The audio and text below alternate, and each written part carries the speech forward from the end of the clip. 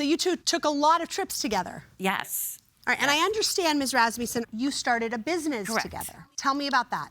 We would get Disney items and resell them, but we'd have to purchase some Disney items in order to resell. And each time we went into purchasing, and this would be after the car loan, I said, well, I'm using this money to put into the what we called the store, and kept all the receipts. So this business that you started was after the car loan? Correct. Okay, and it consisted of buying Disney merchandise? Correct. And then reselling it? Correct. Okay. I do want to correct that.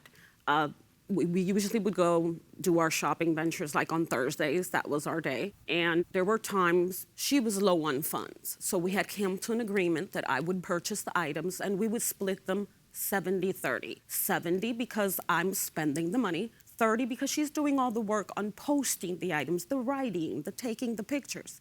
Then one day I started thinking, I'm like, that's not fair. I went to her house, of which I had keys to her house. I went to her house and I said, you know what, let's do it 50-50. Because I knew she was going through hard times and she needed money. Since then, several things have sold, which she has not given me my money off. She's blocked me off that page. I have found other ways to get to the page, and I see she has sold about 4 things. She has not given me cut of that money. And there's other things that I've bought that she hasn't even posted. But at this point, I don't even care. You know what? I don't want that. I just want the money. How did you end up loaning her the money? She's always wanted a Beetle, I believe it's called. A Volkswagen Bug? Yes. Yeah. Yes. And like at this point, to this day, I still love this woman. There's nothing I wouldn't do for her. And I walked into her house that day with my key, and I see her on, Facebook, and she goes, I found the car.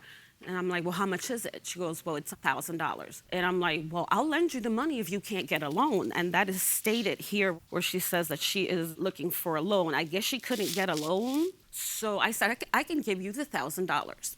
Her husband told me which 2 ATMs I can go to withdraw $500 while I gave the money to buy dinner that night. So he went to go buy dinner. ATMs could only let me get out $800, but here it is.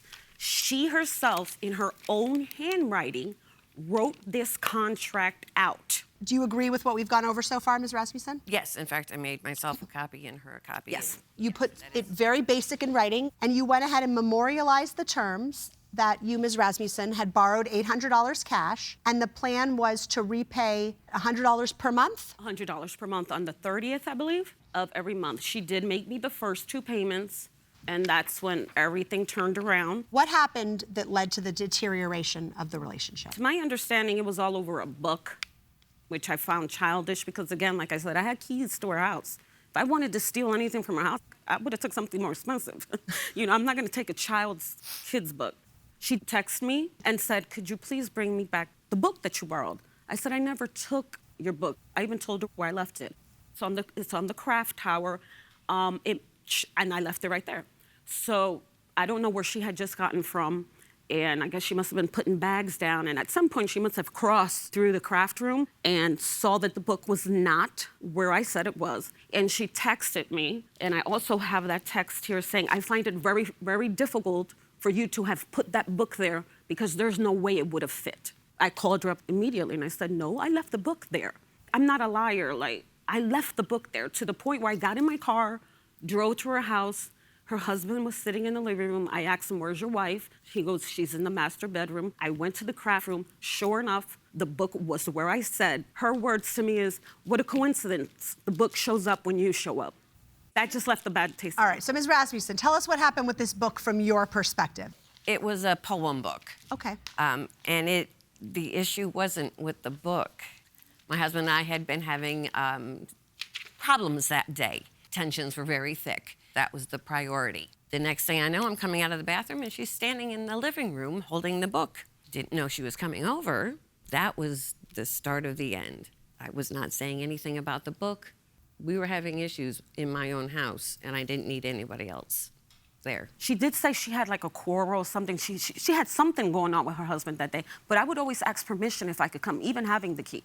And I said, do you want me to come over or not? And she really didn't answer. And I said, because I need to clear my name, because at this point, I'm feeling like a thief. You felt like she was accusing you of doing something improper with the book. Yes. And you then don't feel like you really were, but that's how she felt.